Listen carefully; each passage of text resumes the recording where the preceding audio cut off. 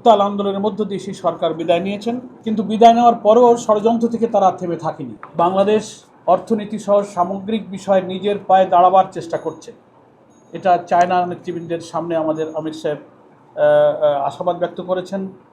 এবং গত বছরের 24শে জুলাইয়ের যে গণ অভ্যুত্থানের মধ্য দিয়ে বাংলাদেশে যে রেজিম চেঞ্জ হয়েছে, ফ্যাসিস্ট সরকারের আমলে জামাত ইসলামীর উপরে কি জুলুম চলেছে, কি নির্যাতন চলেছে, আমাদের নেতৃবৃন্দকে কারাগারে হত্যা করা হয়েছে, হাজার হাজার লোক কারাবরণ করেছে, আমাদের নিবন্ধন কেড়ে নেওয়া হয়েছে, আমাদের অফিসগুলো বন্ধ ছিল, সেই নির্যাতন এবং আমাদের কষ্টের স্মৃতিটা আমিরে জামাত নেতৃবৃন্দের সামনে স্মরণ করেছেন। এবং তিনি আরও বলেছেন যে একটা ছাত্র জনতার উত্তাল আন্দোলনের মধ্য দিয়ে সেই সরকার বিদায় নিয়েছেন, কিন্তু বিদায় নেওয়ার পরেও ষড়যন্ত্র থেকে তারা থেমে থাকেনি। একটি দেশের আশ্রয়ে প্রশ্রয়ে তারা দেশের বিরুদ্ধে ষড়যন্ত্র করছেন। বিশ্ব পরিস্থিতি, গ্লোবাল পলিটিক্স, গ্লোবাল সিকিউরিটি, নানান কনটেক্সটে এইসব আলোচনা উঠে এসেছে। আমিরে জামাত সেটা এখানে অবহিত করেছেন এবং তিনি আশাবাদ ব্যক্ত করেছেন যে আমরা কীভাবে একটি নতুন ভবিষ্যৎ, একটি নতুন বাংলাদেশ গড়তে পারি দু দেশের মধ্যে, সেই সৌহার্দ্যপূর্ণ সম্প্রীতিপূর্ণ আলোচনা তিনি প্রতিনিধি দলের সামনে তুলে ধরেছেন।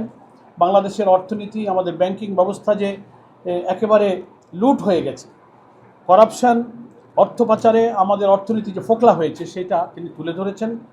জামাত ইসলামী সবসময় গণতান্ত্রিক প্রক্রিয়ায় বিশ্বাসী এবং একটি নির্বাচনমুখী দল।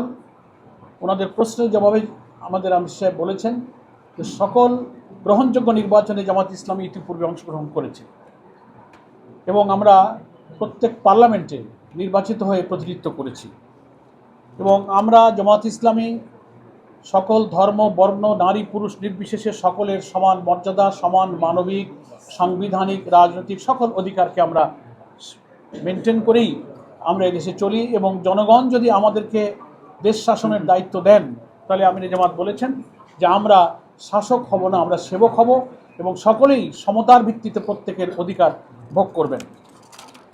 এবং আমাদের দেশটা বিপুল জনসংখ্যা বেষ্টিত দেশ, এখানকার উন্নয়নের জন্য চায়নার জন্য এক্সপোর্ট প্রসেসিং জোন, ইপিজেড সহ নানান অর্থনৈতিক উন্নয়ন এবং বিনিয়োগের পরিবেশ আমরা তৈরি করছি এবং আমাদের সামনে সেই সম্ভাবনা আছে।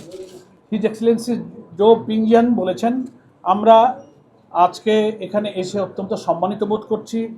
আপনার সুস্থতার পর তিনি যে আমাদের আমিরে জামাত হাসি মুখে খুব কর্ডিয়ালি রিসিভ করেছেন, তাতে ওনারা খুবই কৃতজ্ঞতা প্রকাশ করেছেন। নায়াসিনামাইড ও স্যালিসাইলিক সমৃদ্ধ লিলি ফেস ওয়াশ, যা ফেসের ডেড স্কিন সেল দূর করে দেয় দ্বিগুণ ফাস্টার ব্রাইটেনিং।